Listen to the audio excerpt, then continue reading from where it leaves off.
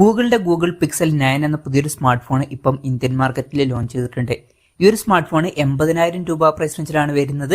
ഈ ഒരു വീഡിയോയിൽ നമ്മൾ നോക്കാൻ പോകുന്നത് ഗൂഗിൾ പിക്സൽ 9 എന്നുള്ള സ്മാർട്ട് ഫോണിന്റെ ഒരു സ്പെസിഫിക്കേഷൻ അനാലിസിസ് ആണ്. നമ്മൾ ആദ്യം ഫീച്ചേഴ്സും കാര്യങ്ങളൊക്കെ നോക്കുകയാണെന്നുണ്ടെങ്കിൽ ഡിസ്പ്ലേയുടെ കാര്യത്തിൽ ഈ ഒരു സ്മാർട്ട് ഫോണിൽ 6.3 ഇഞ്ചിന്റെ ഫുൾ HD+ ഡിസ്പ്ലേ ആണ് വരുന്നത്. OLED പാനലാണ് ഇതിൽ ഉപയോഗിച്ചിരിക്കുന്നത്. പഞ്ചോൾ ഡിസൈൻ വരുന്നുണ്ട്. പഞ്ചോൾ വരുന്ന ടോപ്പ് സെന്റർ ഭാഗത്തായിട്ടാണ്. 120 ഹെർട്സിന്റെ റിഫ്രഷ് റേറ്റ് ഒക്കെ ഇതിൽ സപ്പോർട്ട് ചെയ്യുന്നുണ്ട്. പിന്നെ പീക്ക് ബ്രൈറ്റ്നസ് 2700 നിറ്റ്സ് ആണ് വരുന്നത്. അതുപോലെ തന്നെ ഗൊറില്ല ഗ്ലാസ് വിക്ടസ് 2ന്റെ പ്രൊട്ടക്ഷൻ വരുന്നുണ്ട്. അപ്പോൾ നല്ലൊരു പ്രൊട്ടക്ഷനും കാര്യങ്ങളൊക്കെ ഈ ഫോണിൽ വരുന്നുണ്ട്. അപ്പോൾ ഡിസ്പ്ലേ ഫീച്ചേഴ്സ് മൊത്തത്തിൽ നോക്കുകയാണെന്നുണ്ടെങ്കിൽ അത്യാവശ്യം തിരക്കേടില്ലാത്ത ഡിസ്പ്ലേ ഫീച്ചേഴ്സ് ഈ ഫോണിൽ വരുന്നുണ്ട് എന്ന് പറയാവുന്നതാണ്.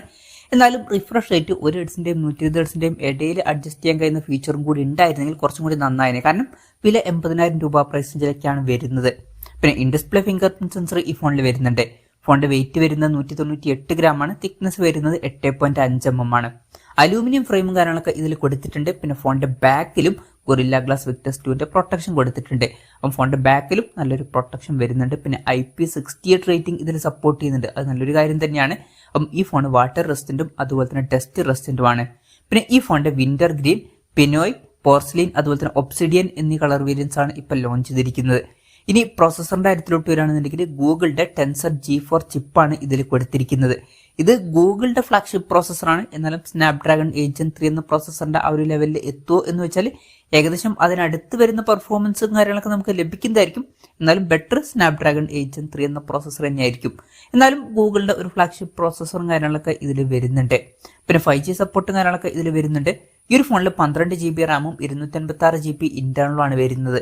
അപ്പം 12 GB റാമൊക്കെ ഇതിൽ കൊടുത്തിട്ടുണ്ട്. NFC-യുടെ സപ്പോർട്ടും കാര്യങ്ങളൊക്കെ ഈ ഫോണിൽ വരുന്നുണ്ട്. പിന്നെ സെക്യൂരിറ്റിക്ക് വേണ്ടിയിട്ട് ടൈറ്റാൻ M2 സെക്യൂരിറ്റി ചിപ്പ് ഇതിൽ സെപ്പറേറ്റ് കൊടുത്തിട്ടുണ്ട്. സ്റ്റീരിയോ സ്പീക്കേഴ്സ് ഈ ഫോണിൽ വരുന്നുണ്ട്. പിന്നെ Android 14 ബേസ് ആയിട്ടുള്ള സോഫ്റ്റ്വെയർ ആണ് ഇതിൽ വരുന്നത്. സ്റ്റോക്ക് ആൻഡ്രോയിഡ് സോഫ്റ്റ്വെയർ ആയിരിക്കും ഈ ഫോണിൽ വരിക. അപ്പോൾ ക്ലീൻ ആയിട്ടുള്ള ഒരു സോഫ്റ്റ്വെയർ എക്സ്പീരിയൻസ് ലഭിക്കുന്നതായിരിക്കും. പിന്നെ 7 കൊല്ലത്തെ സോഫ്റ്റ്വെയർ അപ്ഡേറ്റ്സും കാര്യങ്ങളൊക്കെ ഈ ഫോണിൽ വരുന്നതായിരിക്കും. വളരെ കൂടിയ കാലത്തേക്കുള്ള സോഫ്റ്റ്വെയർ അപ്ഡേറ്റ്സ് ഈ ഫോണിൽ വരുന്നതായിരിക്കും. പിന്നെ പൊതുവെ സോഫ്റ്റ്വെയർ അപ്ഡേറ്റ്സ് വരുമ്പോൾ ഫസ്റ്റ് ഗൂഗിളിന്റെ ഡിവൈസുകളിലാണ് വരാറ്. ഫാസ്റ്റ് ആയിട്ടുള്ള സോഫ്റ്റ്വെയർ അപ്ഡേറ്റ്സും കാര്യങ്ങളൊക്കെ നമുക്ക് ലഭിക്കുന്നതായിരിക്കും. പിന്നെ ഈ ഒരു ഫോണിൽ പല AI ഫീച്ചേഴ്സും കാര്യങ്ങളൊക്കെ സപ്പോർട്ട് ചെയ്യുന്നതായിരിക്കും.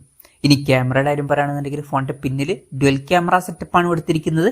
50 മെഗാപിക്സലിന്റെ f1.68 അപ്പേഴ്സിൽ വരുന്ന മെയിൻ ക്യാമറ സെൻസറാണ് ഈ ഫോണിൽ വരുന്നത്. ഇത് സാംസങ് GN-Kയുടെ സെൻസറാണ്. സെൻസർ സൈസ് വരുന്നത് 1/1.31 ഇഞ്ചാണ്. പിന്നെ ഇതിൽ OSന്റെ സപ്പോർട്ടൊക്കെ വരുന്നുണ്ട്. രണ്ടാമത് 48 മെഗാപിക്സലിന്റെ f1.7 അപ്പേഴ്സിൽ വരുന്ന അൾട്രാ വൈഡ് ആംഗിൾ ലെൻസ് വരുന്നുണ്ട്. ഇതിന്റെ ഫീൽഡ് ഓഫ് വ്യൂ വരുന്നത് 123 ഡിഗ്രിയാണ്.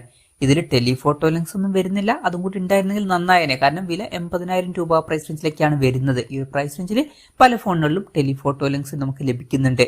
പിന്നെ ഫ്രണ്ടിൽ 10.5 മെഗാപിക്സലിന്റെ f2.2 അപ്പേഴ്സിൽ വരുന്ന സെൽഫി ക്യാമറ ആണ് വരുന്നത്. അപ്പം ഓൺ പേപ്പർ തരക്കേടില്ലാത്ത ക്യാമറ സ്പെസിഫിക്കേഷൻ വരുന്നുണ്ട് എന്ന് പറയാവുന്നതാണ്. എന്നാലും ടെലിഫോട്ടോ ലെൻസ് ഉണ്ടായിരുന്നെങ്കിൽ കുറച്ചും കൂടി നന്നായേനെ. പിന്നെ വേറൊരു കാര്യമുണ്ട്, ഗൂഗിളിന്റെ ഡിവൈസുകളിൽ പൊതുവെ നല്ലൊരു ക്യാമറ പെർഫോമൻസ് കിട്ടാറുണ്ട്. അപ്പം ഈ ഒരു ക്യാമറ സ്പെസിഫിക്കേഷൻ വെച്ചിട്ട് തന്നെ നമുക്ക് നല്ലൊരു ക്യാമറ പെർഫോമൻസ് എക്സ്പെക്ട് ചെയ്യാവുന്നതാണ്. ഗൂഗിളിന്റെ ഡിവൈസുകളിൽ പൊതുവെ നല്ലൊരു ഒപ്റ്റിമൈസേഷൻ കാണാറുണ്ട്. അത് നമുക്ക് ഇതിൽ എക്സ്പെക്ട് ചെയ്യാം. ബാറ്ററിയുടെ കാര്യത്തിൽ 4700 mAhന്റെ ബാറ്ററിയാണ് ഇതിൽ വരുന്നത്. 45 വാട്ടിന്റെ ഫാസ്റ്റ് ചാർജിംഗ് സപ്പോർട്ട് കൊടുത്തിട്ടുണ്ട്. പിന്നെ വയർലെസ് ചാർജിംഗ് സപ്പോർട്ടും ഇതിൽ വരുന്നുണ്ട്. Type-C ചാർജിംഗ് പോർട്ടുമായിട്ടാണ് ഈ ഒരു സ്മാർട്ട് ഫോൺ വരുന്നത്.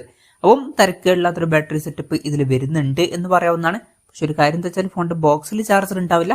അത് നമ്മൾ സെപ്പറേറ്റ് മേടിക്കേണ്ടി വരും. അപ്പം ഇതൊക്കെയാണ് ഫീച്ചേഴ്സിനെ പറ്റി പറയാനുള്ള കാര്യങ്ങൾ. പിന്നെ വിലയുടെ കാര്യം പറയുകയാണെന്നുണ്ടെങ്കിൽ 12 GB റാം 256 GB ഇന്റേണൽ വെർഷന്റെ വില വരുന്നത് 79,999 രൂപയാണ്. ഓഗസ്റ്റ് 22 മുതലാണ് ഈ ഫോണിന്റെ സെയിലും കാര്യങ്ങളൊക്കെ സ്റ്റാർട്ട് ചെയ്യുന്നത്.